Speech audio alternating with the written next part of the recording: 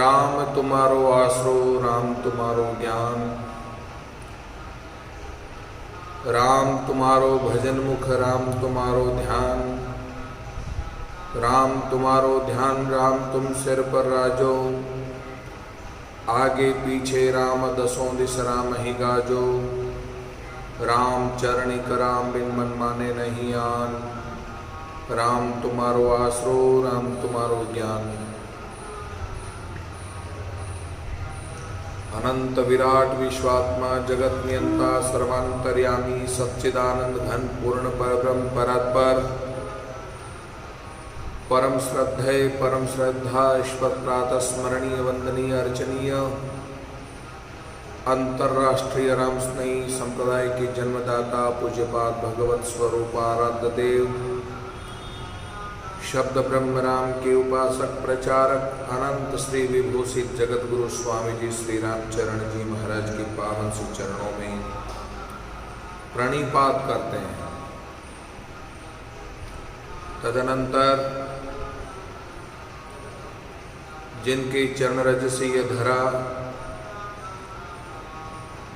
तीर्थ स्वरूप तपोमयी राममयी साधनामयी तपस्यामयी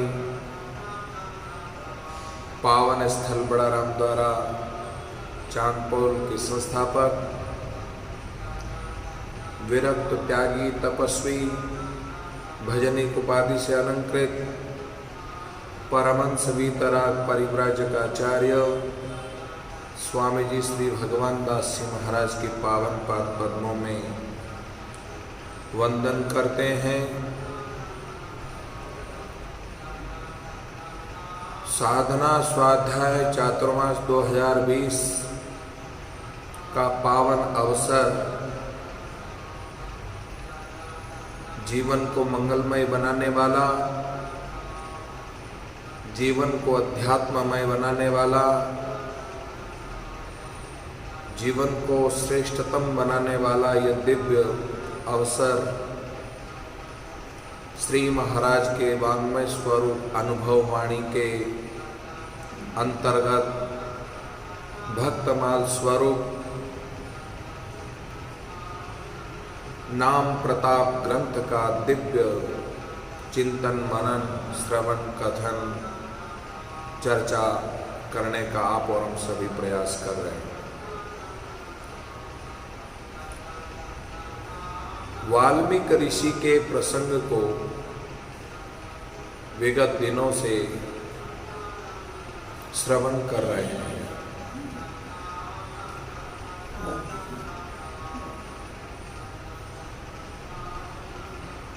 सप्तऋषियों के सत्संग से मरा मरा मरा मरा मरा मरा मरा मरा कहते कहते जपते जपते आदि कवि वाल्मीकि बने।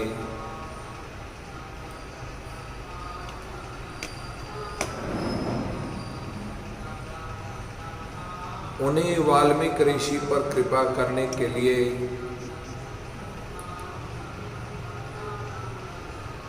वाल्मीकि ऋषि के आश्रम में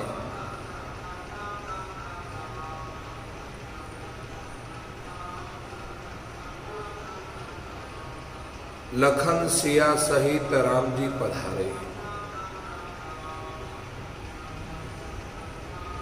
राम जी सर्वत्र है, सब जगह है।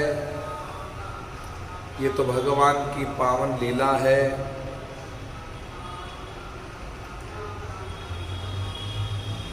वाल्मीकि ऋषि को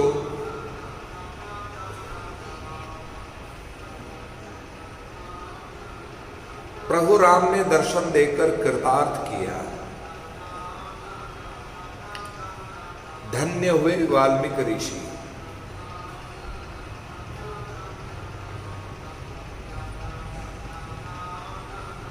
प्रभु राम वाल्मीकि ऋषि से वनवास का समय काटने के लिए कहां निवास करूं, ये प्रश्न पूछा।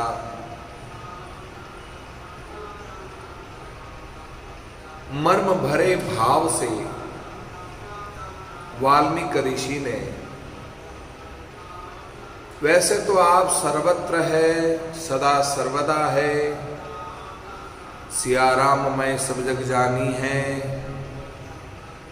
यह अनुभूति है।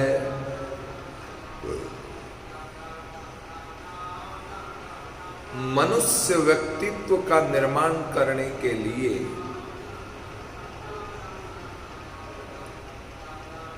मनुष्य कुछ जीवन में आचरण करे, मनुष्य जीवन में कुछ अपने जीवन में नियम उतारे, उस मनुष्य को विशेष रूप से वैसे तो घट घट में राम निवास करते हैं,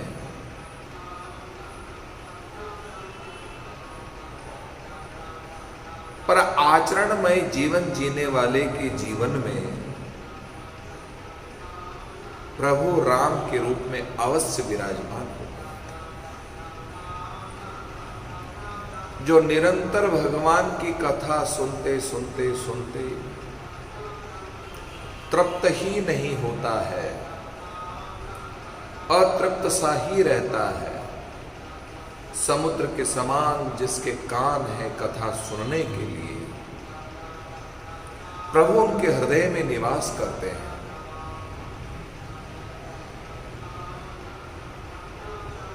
चातक की टेक को परमात्मा पूर्ण करते हैं, चातक की भांति टकटकी लगाए हुए भगवान के दर्शन के लिए जिसकी आंख मचल उठती है, ठाकुर जी को निहारने के लिए जिसकी आंख तरसती है, जिसकी आंख प्यासी है,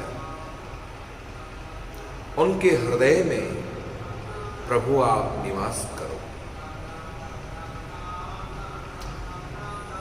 जसु तुम्हार मानस विमल, हंसिनी जीवा जासु, मुक्ता हल गुण गन चुनहि, राम बसहु हियतासु।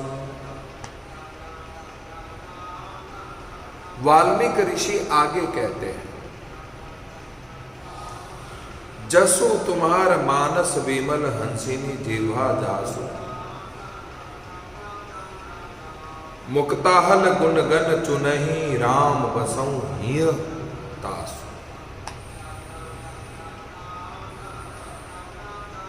मानसरोवर में हंस मोती चुगता है,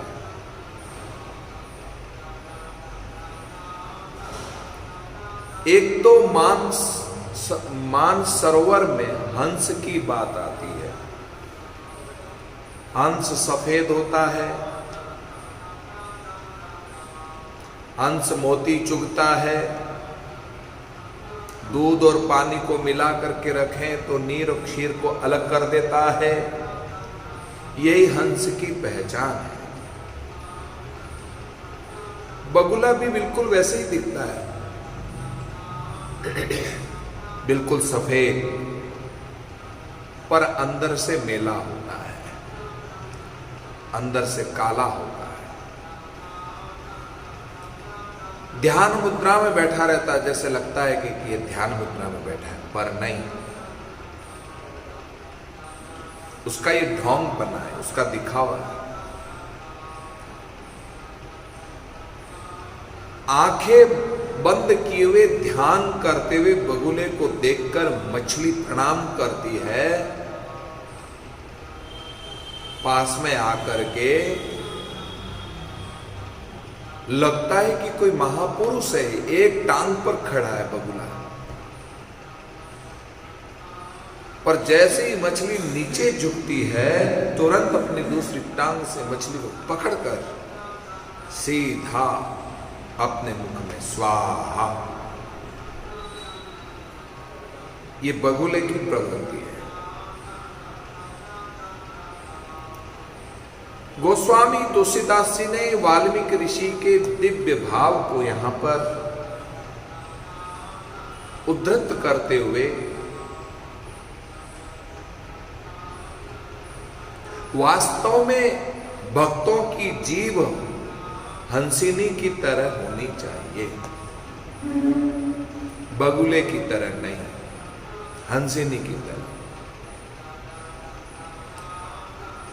हंसिनी जिस तरह से मोती चुगती है, नीर क्षीर को अलग कर देती है, भक्त की जबान, भक्त की जिह्वा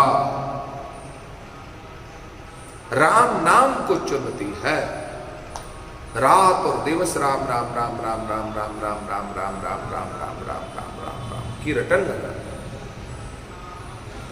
गुणग्राही व्यक्ति का जीवन होता है, गुणग्राही, सारग्राही। श्री महाराज ने अनुभव वाणी में गुणग्राही अवगुणग्राही प्रसंग को बहुत अच्छी तरह से उद्धृत किया है, सारग्राही प्रसंग को बहुत अच्छी तरह से उद्धृत किया है,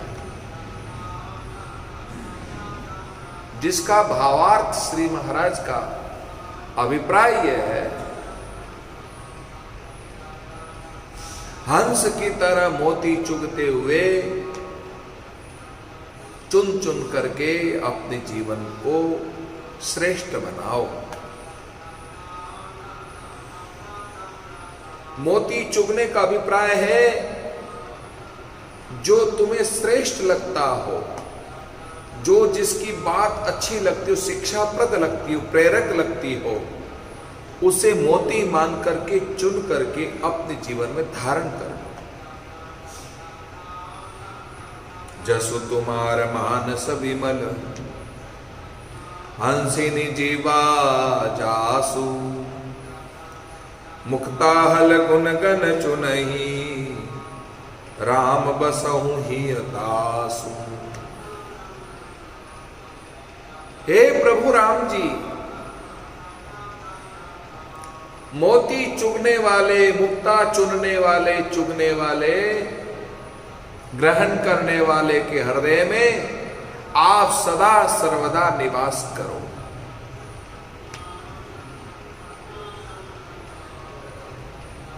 जिसका मानस विमल है, विमल चरित्र बनाने की जो श्रेष्ठता को ग्रहण करता है, गुणग्राही बनकर के व्यक्ति विमल बने, मानस विमल बने, हृदय विमल बने, ये तभी संभव है जब हंसिनी, हंस जैसा जीवन हो, सफेद झग, सात्विकता से संपन्न हो, अंदर से बाहर से। बगुले की तरह बाहर से सफेद तो है पर अंदर से बेलापन है, द्वेष का, ईर्ष्या का, वैमनस्यता का। ये वैमनस्यता का, ईर्ष्या का, द्वेष भाव का मेलापन तुम्हारे जीवन में कभी नहीं होना चाहिए। साफ सुथरे हो। भगवान को प्रिय वही है जिसका हृदय निर्मल है, अंदर से भी सफेद है। बगुला प्रवृत्ति व्यक्ति को कतई पसंद नहीं है, भगवान को तो कतई पसंद नहीं है। इसलिए भगवान श्री कृष्ण अपनी बाल लीला के प्रसंग में बकासुर का वध किया, बकासुर का वध किया, क्योंकि इसकी बगुला प्रवृत्ति, दिखावा प्रवृत्ति, ठगने की प्रवृत्ति, ऊपर से शरीफ रहने की प्रवृत्ति, ऊपर से साफ सुथरा बनने की प्रवृत्ति। लोग सफेद कपड़े पहनते, सफेद झग, कड़प वाले कपड़े पहनते हैं, ऐसा लगता है कि वास्तव में कितने साफ सुथरे व्यक्ति है, पर उनकी गहराई में, उनकी व्यवहारिकता की गहराई में जो प्रवेश करते हैं, क्यों उनका मेलापन बाहर आता है, बिल्कुल बाहर के कपड़ों से विपरीत आता है। अंदर से कितना मेलापन लगता है। ऊंच निवासु नीच करतूती, देवताओं को मां सरस्वती कहती है ऊंच निवासु नीच करतूती। इतने ऊंचे घराने के तुम लोग हो करके, इतने ऊंचे निवास करने वाले लोग, तुम्हारी दृष्टि इतनी हल्के स्तर की है, सोच तुम्हारी इतने हल्के स्तर की है, ये ठीक नहीं है। इसलिए बगुला प्रवृत्ति अच्छी बात नहीं है।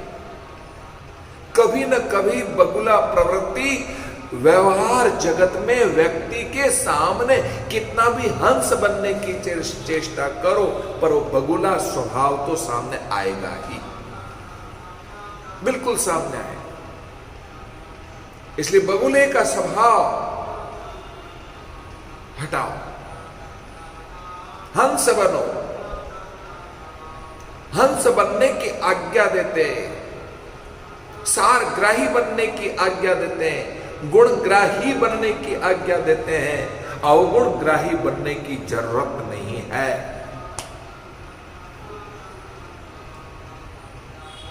छाजड़ा होता है हमारे मारवाड़ क्षेत्र में, जिसको छाजड़ा कहते हैं, आपके यहां पता नहीं क्या कहते हैं, गेहूं साफ करते हैं।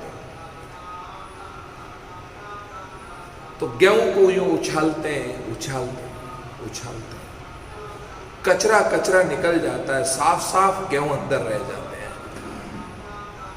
कितनी बड़ी विशेषता की बात है उस छाजड़े की। एक छलनी होती है, छलनी से भी गेहूं साफ करते हैं, पर छलनी के अंदर कचरा कचरा रह जाता है और गेहूं नीचे चले जाते हैं, धरती पे चले जाते हैं। गेहूं कितने भी अड़िए हों, पर उसको सड़िया करने के लिए कचरा कचरा जो है छलनी में रह जाता है और गेहूं नीचे चले जाते हैं। पर छाजड़े में विशेषता है कि साफ सुथरे गेहूं, सड़िए जो गेहूं हैं वो अंदर रह जाते हैं और जितना भी कचरा कचरा है वो सब बाहर चला जाता है। अब आप विचार करो कि तुम छलनी बनोगे कि छाजड़ा बनोगे, क्या बनोगे? दोनों उदाहरण तुम्हारे सामने प्रस्तुत है। छाजड़ा बनने की जरूरत है, सारग्राही, सारग्राही, गुणग्राही चीजों को तुम अपने जीवन में उतार लो, ग्रहण कर लो। दत्तात्रेय का जो जीवन है, भागवत के 11 स्कंद में दत्तात्रेय भगवान ने 24 गुरु बनाए। ये नहीं कि उनके सामने जाकर के नारियल रख करके और अपनी भेंट दक्षिणा धर के फिर उनसे ज्ञान ग्रहण किया, ऐसा नहीं है। ज्ञान ग्रहण करने का अभिप्राय है, ज्ञान ग्रहण करने का अभिप्राय यह है कि ज्ञान को उन्होंने देखा। जिस व्यक्ति के जीवन में, पृथ्वी के जीवन में, जल के जीवन में, अग्नि के जीवन में, वायु के जीवन में क्या विशेषता है, उन विशेषताओं को गुणग्राही बनकर के, सारग्राही बनकर के निचोड़ निष्कर्ष अपने जीवन में उतार लिया। निष्कर्ष उतार लो तो जिसका जीवन निष्कर्ष की ओर जाता है, जिसका जीवन निष्कर्षमय होता है, महाराज उसका व्यक्तित्व दुनिया में सदा अमर रहता है, जीता जागता।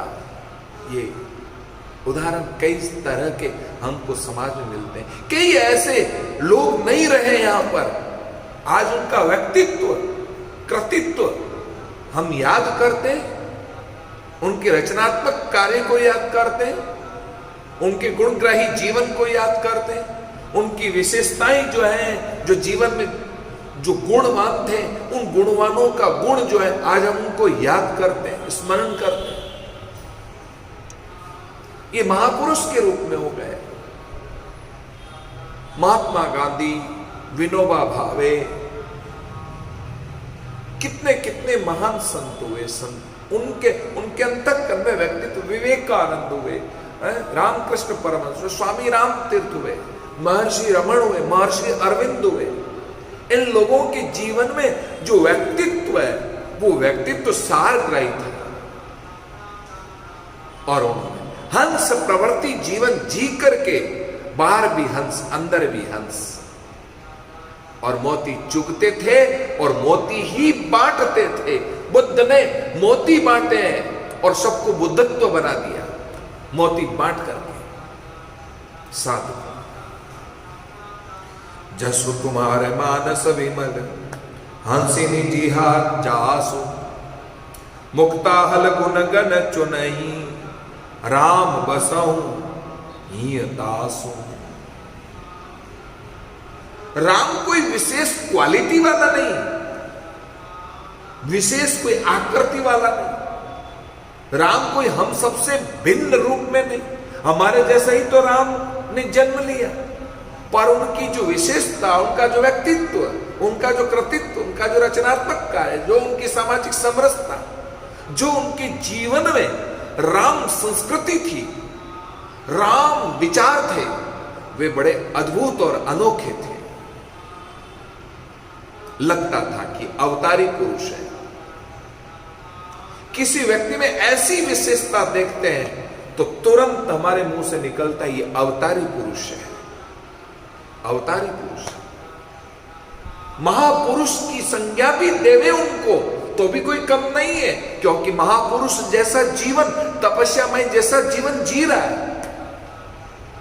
आश्रेष्ठ पद पर आसीन व्यक्तित्व देखो, आप उसका व्यक्तित्व देखो, कितना बढ़िया व्यक्तित्व है।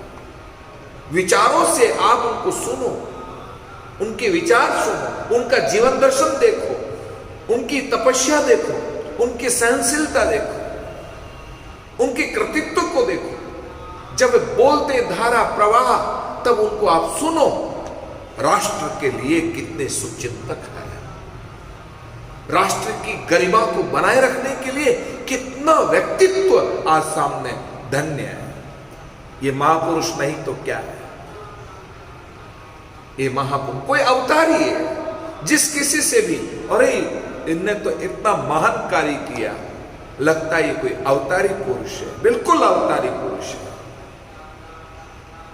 मैं नाम लिए बगैर मैं आपके सामने कहना चाहता हूं कि ऐसे व्यक्तित्व वाला जीवन तभी श्रेष्ठ हो सकता है, तब आप मिट्टी में खेलते खेलते खेलते भारतीय संस्कृति के दिव्य गुणों से ओतप्रोत होते हुए महापुरुषों की जीवनियों को आप अपने जीवन में आत्मसात करते हुए अपने जीवन का निर्माण करो।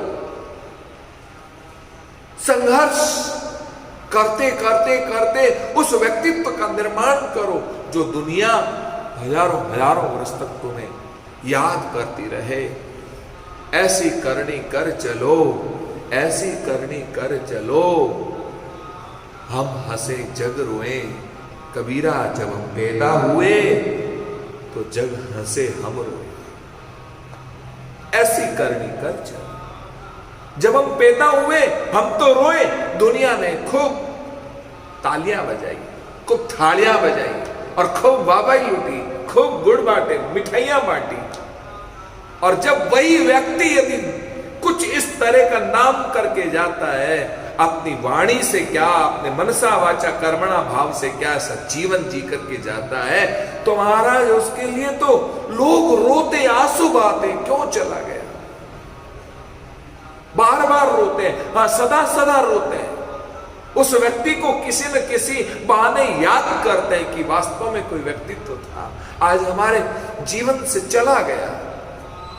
साधकों, मोती चुगने का प्रयास करो, सारग्राही बनने का प्रयास करो, जीवन में कुछ उतारने का प्रयास करो, अच्छे बनने का प्रयास करो। अच्छे बनो, अच्छे से रहो और अच्छा जीवन जियो और अच्छे से शिक्षा दो। बस अच्छे से रहो। रीति, नीति और प्रीति, ये तीन सूत्र है। रीति, नीति और प्रीति। रीति तुम्हारी अच्छी हो, व्यवहारिक रीति हो सबके प्रति।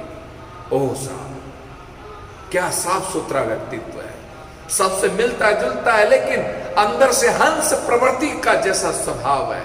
कोई इसके अंदर छल नहीं, कपट नहीं, राग नहीं, द्वेष नहीं, वैमनस्यता नहीं, किसी तरह का दुराग्रह भाव नहीं है सबके प्रति। कितना साफ सुथरा पारदर्शी व्यवहार है। पारदर्शी व्यवहार व्यक्ति को महान बनाता है और वह श्रेष्ठ कहलाता है। साधकों अच्छे से रहो, इसलिए उसको कहते हैं रीति से रहो। उसकी नीति कितनी अच्छी, जब वो बोलता है कोई लाग लपेट नहीं है, किसी की झूठी प्रशंसा नहीं करता है, किसी को अपना बनाने के लिए नहीं बोलता है। जो कुछ बात होती है शास्त्र सम्मत होती है, नीति सम्मत होती है, वो शास्त्र सम्मत, नीति सम्मत बात, विवेक पूर्ण बात करता है। विवेक पूर्ण बात करो, विवेक रख करके बात करो, और जो विवेक रख करके बात करता है तो समझ लो कि उसका व्यक्तित्व कितना महान बनता है। प्रीति निश्चल प्रीति है, निष्कपट प्रीति है। उसकी प्रीति भी कितनी अजब गजब की है। सबसे प्रीति करता है, पर सब में ईश्वर का दर्शन करते हुए, ईश्वर की अंश, ईश्वर जीव अविनाशी अमल सहज सुखराशि की अनुभूति करके ईश्वर अंश समझता है, इसलिए सबसे प्रीति करता है। किसी से किसी तरह का अशुद्ध व्यवहार नहीं करता है। साधकों जसु तुम्हारे वाम मानस विमल, हंसिनी जिहा जासु, मुक्ता हल गुण गण चुनहि, राम बसु ही दासु। ऐसा जिसका जीवन है उसके हृदय में जरूर राम निवास करते हैं। प्रभु परसा सोची सुभग सुआसा, सादर जासो लहि नित नासा। तुम ही निवेदित भोजन करही, प्रभु प्रसाद पट भूषण धरही। प्रभु परसा सूची सुभग सुवासा, सादर जासु लहि नित नासा। वाल्मीकि ऋषि कहते हैं, हे प्रभु राम, जिसके भाव को उद्धृत कर रहे हैं गोस्वामी तुलसीदास जी कहते हैं, जिनकी नाक श्रेष्ठ है।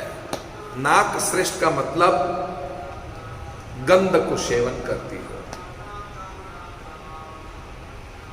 सुगंध ग्रहण करती है। सादर जासु लहै नित नाशा, जिसकी नासिका पुष्प आदि की सुगंध, जो प्रभु को प्रसाद चढ़ाया है, पुष्पमाला चढ़ाई है, और जो प्रभु प्रसाद के रूप में माला चढ़ाई हुई उतारी गई है, उसको नासा से ग्रहण करके वह आनंद का संचार करते हैं कि वाह प्रभु का प्रसाद है, कितना श्रेष्ठ प्रसाद है, कितना दिव्य प्रसाद है।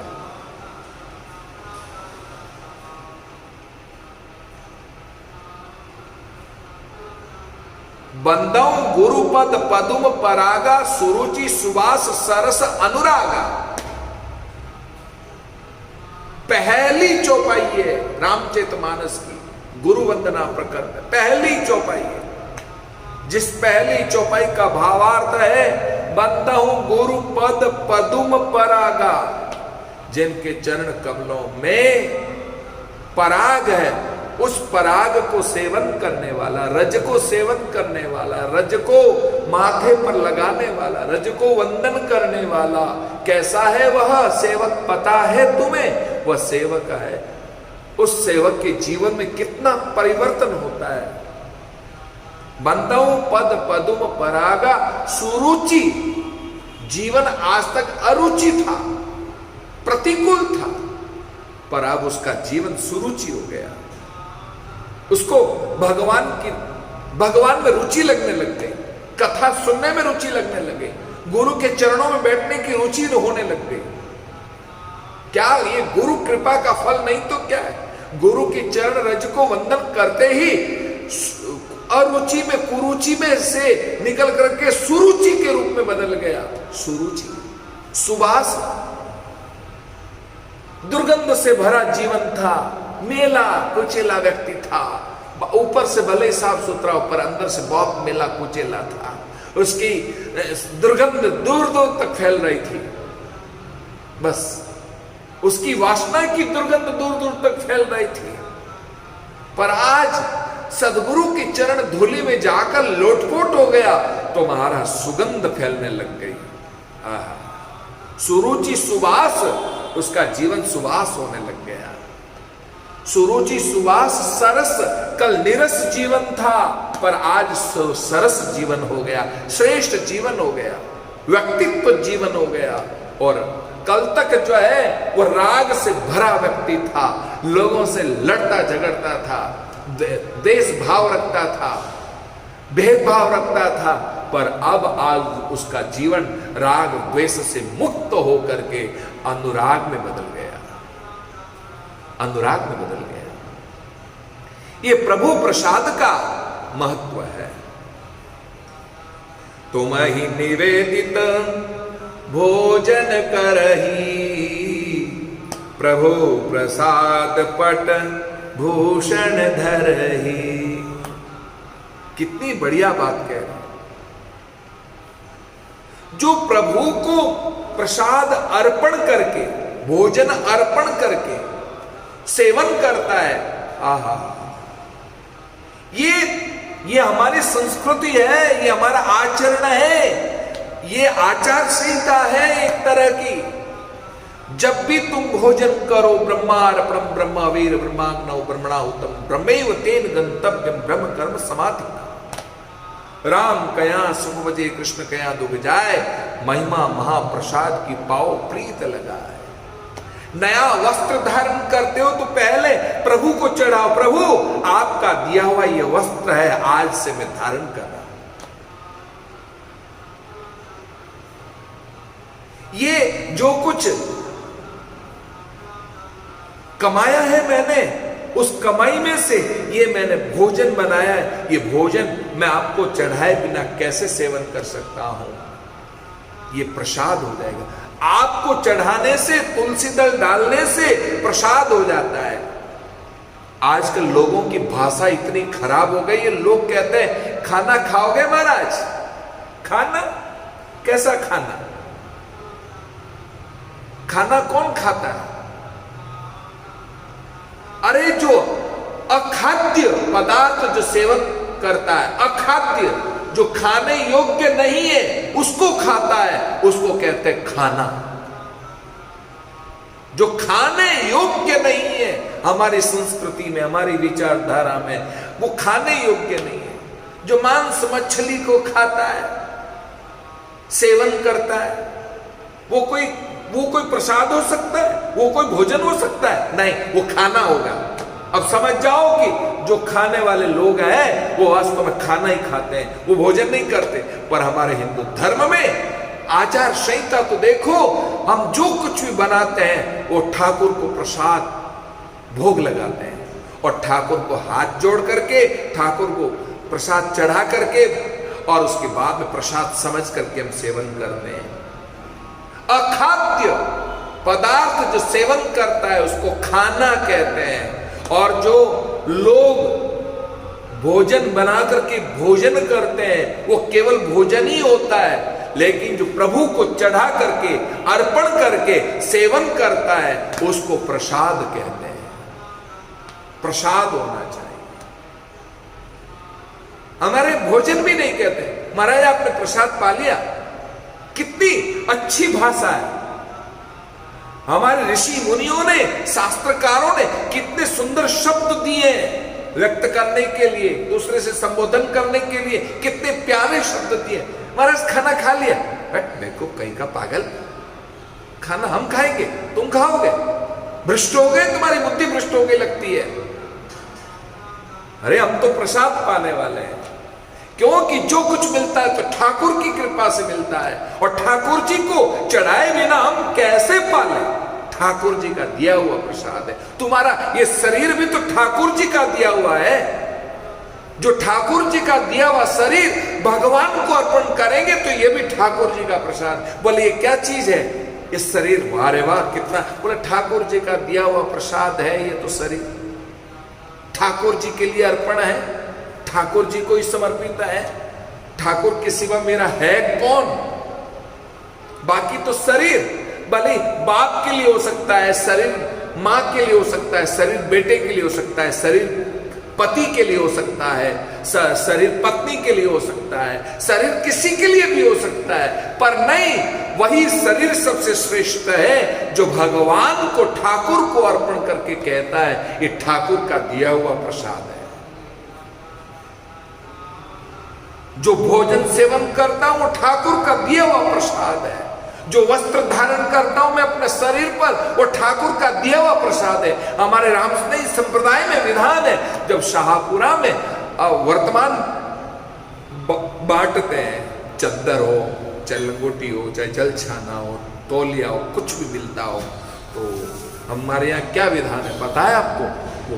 वो प्रसाद के रूप में सबको बांटते हैं, एक सरीका बांटते हैं, चाहे आचार्य स्त्री हो चाहे भंडारी हो चाहे छोटे से छोटा साधु, सबको बांटते हैं। सबको बांटने के बाद में वो जो कुछ भी मिला है, चद्दर मिली है कि ट्वाल मिला है कि जल छाना मिला कि लंगोटी मिली, जो कुछ भी मिला वो सबकी पोटली बनाकर हम आचार्य श्री के सामने धर के प्रणाम करते हैं, प्रणाम करते हैं। एक गुरुवर आपका दिया हुआ ये प्रसाद है, हम सेवन करें। फिर हम स्तंभ जी के जाके हम वहां धोख लगाएंगे, श्री भंडार के वहां जाकर के धोख लगाएंगे, उस प्रसाद को रख करके। गादी जी जहां विराजमान है उस गादी जी के चरणों में प्रसाद रख करके हम वहां फिर चढ़ाएंगे। फिर हम जिस छतरी में रहते हैं उस छतरी, जिस महापुरुष की छतरी, उनको चरणों में प्रसाद रखकर फिर प्रणाम करेंगे, तब कहीं जाकर उस वस्त्र को हम धारण करेंगे। ये विधान है हमारे रामस्नेही संप्रदाय शाहपुरा परंपरा। तो कहने का अभिप्राय है कि जो कुछ है जीवन में वो प्रसाद है, ठाकुर का दिया हुआ प्रसाद है। तुम्हारा कुछ भी लेस मात्र भी नहीं है। ये इंद्रियां भी ठाकुर की दी हुई प्रसाद है, ये शरीर भी उन्होंने दिया है, सब कुछ। इसलिए जो कुछ भी घर में बनाते हो, सेवन करते हो, पहले ठाकुर जी को अर्पण करो। जो कुछ भी अपने शरीर पर धारण करते हो तो पहले ठाकुर जी को अर्पण करो, उसके बाद हम धारण करें। तुम्हि निवेदित भोजन करही, प्रभु प्रसाद पट भूषण धरही। भोजन क्या, वस्त्र क्या, आभूषण क्या, ये सब ठाकुर जी के प्रसाद हो जाते हैं। संपूर्ण शरीर ही ठाकुर जी की सेवा के लिए हम अर्पित कर देते हैं। ये ठाकुर जी का प्रसाद है, ठाकुर जी ने दिया है, इसलिए ठाकुर जी के लिए समर्पित है। इसलिए दिन रात भक्ति करता है, राम राम राम राम राम राम राम राम राम राम राम राम, भगवत कार्य करता है, स्वाध्याय करता है, साधना करता है। इसलिए क्योंकि ठाकुर का दिया हुआ ये मनुष्य चोला है। शीस नवई सुर गुरु द्विज देखी, प्रीति सहित करी विनय विशेषी। कितनी बढ़िया बात कही।